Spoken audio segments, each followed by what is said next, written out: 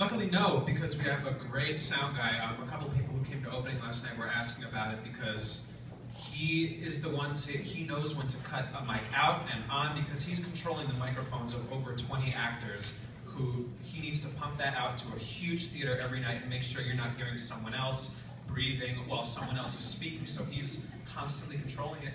He's phenomenal with the sound. He makes the band come so loud. It sounds like a rock concert because the way you see Broadway shows is a different beast than what you're going to be seeing tonight because we program this. They call it a rock, they want us to call it a rock theatrical, and truthfully that's what it is.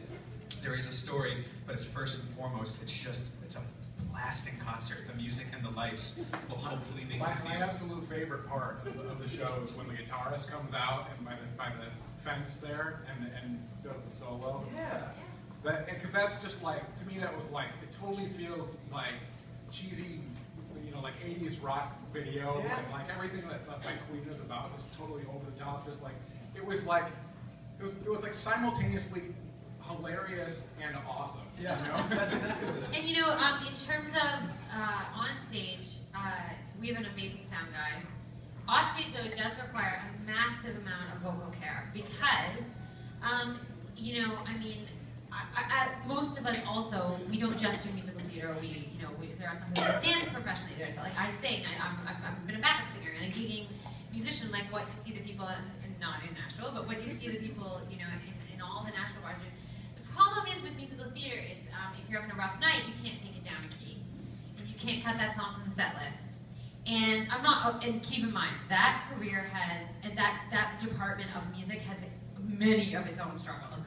But one of our struggles is that sometimes you have to power through something that feels impossible. And that's due sometimes to injury, that's due sometimes to just how you're feeling that day. Honestly, we do it 8 times a week, and Queen never did.